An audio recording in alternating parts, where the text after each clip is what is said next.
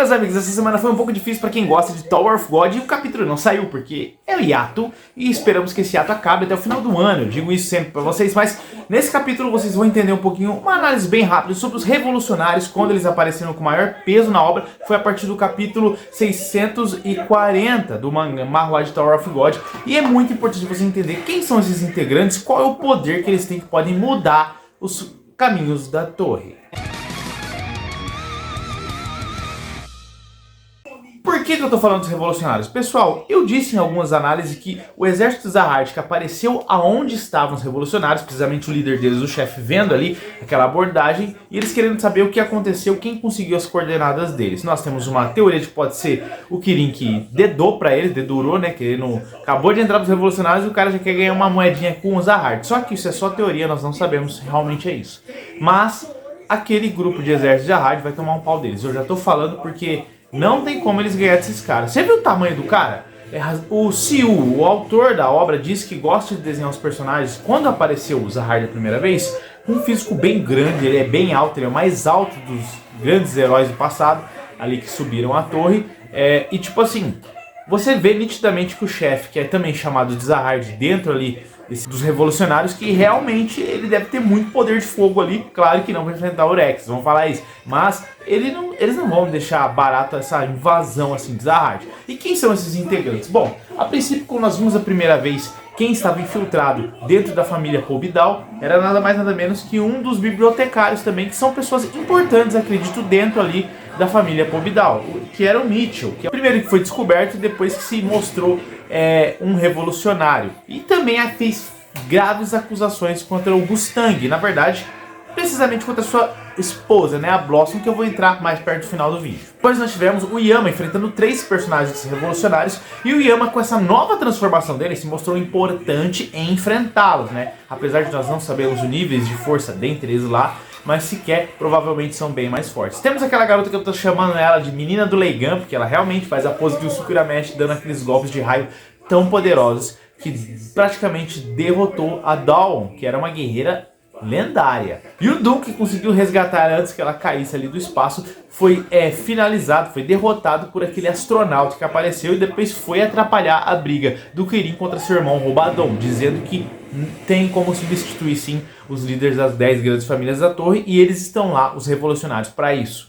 Outra coisa também é a gente conhecer a Jade, que é aquela garota que usou um tipo de uma tomada, né, um cabo para segurar o braço do Yama quando ele estava com força total batendo na garota do Leigan. E ela tem um nível de raio muito interessante, porque o poder dela, quando ela atacou o Yama também reclamou que, nossa, esse raio que eu desviei tá voltando para me acertar, tipo, ele é guiado, cara. Lembra um pouquinho a técnica do Yantia, né, que é o Shukidan, que ele controla o poder. Na verdade, qualquer um controla o poder de Ki em Dragon Ball. Depois, pra finalizar, a Lady Hashinagra chegou para dar uma surra no Yama também, e pelas feições dela, eu acredito que ela seja uma das que foi descartada. Ela nasceu ali naquele lixão, né, no aterro vermelho, e ela se diz que ter nascido ali, sempre lutado desde pequena para sobreviver em meio ao caos, e o cheiro de sangue é normal na rotina dela. Bom, aterro é um lugar que é dito por ser extremamente inóspito, e quando alguém cresce num lugar inóspito, cheio de criaturas ou coisas para se enfrentar, para lutar pela sobrevivência, você sabe, vão nascer guerreiros poderosos. E pelas feições dela, eu tô chutando que ela é da família Han, que ela é a descendente da família Han ali.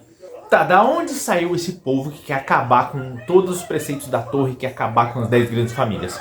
Tudo começou, pelo que a gente lê, a partir do capítulo 640 do manhwa, em que a Blossom teve algum problema com os poderes dela. Ela é uma garota dita na obra que ela é bem preguiçosa, gosta mais de ficar deitada e dormindo, é imatura e ela detém um grande poder com aquelas chamas extremamente poderosas que destroem até mesmo a realidade. Ela teve um dia em que ela perdeu o controle de suas chamas e rebentou todo um andar. Ela matou muitas pessoas, e dentre elas era uma civilização, destruindo uma das maiores civilizações de maior conhecimento da torre. Isso não podia ficar impune. Como seu marido, Gustang, era o responsável por punir aqueles que saíam da linha na torre, ele se viu num dilema, porque ele teria que punir severamente a sua esposa e foi cobrado por isso. Ele teve uma visita do Traumer naquela visão antiga das 10 grandes famílias, e que o Traumer disse para ele não se preocupar com isso e ficar querendo dar sempre alguma coisa para essas pessoas que ele se dizia que são inferiores a eles, né? E nisso que ele devia fazer como ele, deixar de lado esse povo e tomar alguma decisão importante. Traum ele dá uma sugestão para ele na qual ele estava trabalhando num poder em que ele, quando a pessoa falece ali em Tower of God, é importante vocês entenderem isso, a pessoa volta pro Shinsu, entendeu? Ele disse que tem como trazer eles de volta, transformando eles fisicamente, juntando a alma. O problema é que isso deu extremamente errado e voltou pessoas em agonia. Ele tentou trazer de volta, ele se fez de Deus ali e não conseguiu fazer bem isso. Bom, vocês viram com o poder dele o que ele fazia com os seres humanos quando eles voltavam de certa forma à vida e imortais. Não deu muito certo, apesar de não ter dado muito certo, ele não parou de tentar e acabou trazendo coisas muito piores ali pra torre, até pra, assim, você viu o poder dele, é a coisa mais feia do mundo, né? Depois disso, o Gustang não viu outro jeito e foi falar com o Zahard.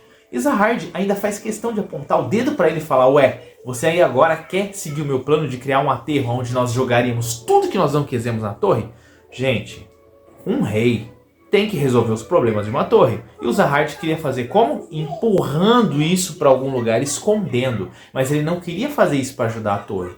Na verdade, o aterro vermelho que ele queria era praticamente criar um inferno ali, onde ia jogar tudo que atrapalhasse os planos deles. Mas na verdade, o principal, ele queria esconder algo. Algo que nem mesmo o Gustang quis saber o que era. Então o Gustang tem muita culpa nessa parte, entendeu? Nessa parte assim. E outra, ele queria esconder esses pecados, até histórias das 10 grandes famílias, para que as pessoas no futuro lessem sobre eles com glórias e não ver os erros deles, o que eu acho muito errado, porque os erros, você acaba aprendendo com os erros, e quando você aprende com seus erros, você é uma pessoa inteligente. Agora, quando você aprende com os erros dos outros, você acaba se tornando uma pessoa sábia, não é óbvio? E com isso ele quis esconder esses problemas, esses pecados de sua esposa para não ter que puni-la. Só que eles jogaram muitas coisas lá, ditas como essas, guerreiros mecânicos, xamãs, fundamentalistas, todos aqueles guias que eles se diziam, esses guias estão fazendo caminhos que não são úteis, que tipo assim, quem são eles, os líderes das 10 grandes famílias, para falar o que é útil e o que não é na torre, entendeu? Como ficou essa hierarquia de Zahard, porque muitas pessoas os odeiam? E esse local seria mais ou menos colocado nas facetas, nas fissuras que tem dentro da torre, onde eu já disse uma vez para vocês, já vi em teorias que talvez o Fantamino esteja escondido em uma dessas fissuras da torre. Com isso, a única forma de acessar esse lugar, que teria uma forma, é com um bracelete criado, e era um tipo de chave. E esse bracelete seria escondido num lugar onde ninguém ia conseguir achar e seria mais seguro. O andar oculto dentro do Expresso Infernal. Por que impossível? Hunkers, pessoas que passam por esse andar infernal, esse trem, elas geralmente são regulares. Depois que saem de lá, você consegue de certa forma passar por ele, encontra um local, esse andar oculto, você tem um dado seu gravado lá. Existia o dado de Zahard para cuidar disso, e existia também um dado de Kun Edwan. Também tinha o do Erek Mazino, que estava lá querendo quebrar tudo, mas enfim, por quê? Porque assim, depois que você sai do Expresso, você simplesmente, e chega na última estação, você está próximo de futuramente chegar e se tornar um Hunker. Hunkers não entram lá. A Yuri Zahard só conseguiu entrar lá porque ela entrou escondida, criou uma forma, quer dizer, a irmã dela, né, conseguiu achar uma forma dela conseguir entrar lá sem dar problema com o administrador, só por isso. Em outras questões, isso aí foi conseguido graças ao Gustang ter pedido pro banho lá, mas na verdade quem conseguiu trazer o bracelete para ele foi a Rachel. Que depois, lá na frente, ele recebe uma ligação, isso eu falo ainda do passado das famílias, em que a Anne Zahard, e uma curiosidade para vocês, a minha filha se chama Anne também, como a Anne Zahard. Só que é com A, né? Tem lugares que é escrito N e às vezes é escrito com A também, como eu vi na tradução do mangá. A Anne diz que descobriu uma coisa importante do rei Zahard. Isso aqui. Ela descobriu um segredo importante de Zahard e não podia mais ficar com ele. E ele queria saber, como assim? O que você descobriu? Eu sei o que ele escondeu no andar oculto. Ele descobriu o que ele escondeu no aterro. Ele, do que aterro você está falando? E ela questiona o pai dela. Pai, você é o cara mais intelectual da torre, responsável de escrever sobre a história das famílias, não sabe? Ela já sabia que o pai dela sabia. Não tem nada, tá na cara isso. E culminou no fim dela, né, praticamente. Ela descobriu que Zahard escondeu ele mesmo dentro da torre. Ela escreveu isso para ele. Zahard se prendeu dentro do aterro vermelho. Como assim se aprender? Não sei. Será que realmente, de fato, o chefe, o Caraca e o Wagner, que nós voltamos a conversar isso, são filhos, são príncipes perdidos do Distrito Vermelho? Alguma coisa assim? Ou existe um clone dele? Tem uma teoria falando que ele criou um clone dele e jogou lá dentro. Por que? Eu não sei. Será que ele tirou toda a emoção dele dessa forma, criando? Eu deixo pra você teorizar aqui, como assim alguém esconde a si mesmo dentro de um andar? A si mesmo seria uma verdade que é a pior de todas possíveis. Acho que de todo mundo que escondeu algo dentro do aterro vermelho, o que tinha mais interesse era Zahard, a ponto de apontar. Quando você aponta pra alguém, você quer jogar na cara da pessoa alguma coisa, e é tipo como se fosse uma afronta, entendeu? Desse jeito quando você faz. Então ele acusando o Gustang, você foi contra. Bom, pessoal, essa só é uma das dúvidas que nós temos, mas você lendo com cuidado isso daí, como eu já falei, no capítulo, quando você está lendo em inglês, está lá no capítulo 640 até o 642, você vai conhecer um pouco disso daí. Passado do Trommeley com o Gustang, o Zahard e os revolucionários, que é quanto mais vai aparecer os revolucionários, até mesmo na próxima temporada, nós vamos entender um pouco mais de quem são eles, o poder que eles têm, que provavelmente não é pouco, e é um lugar que eles cresceram em constante guerra.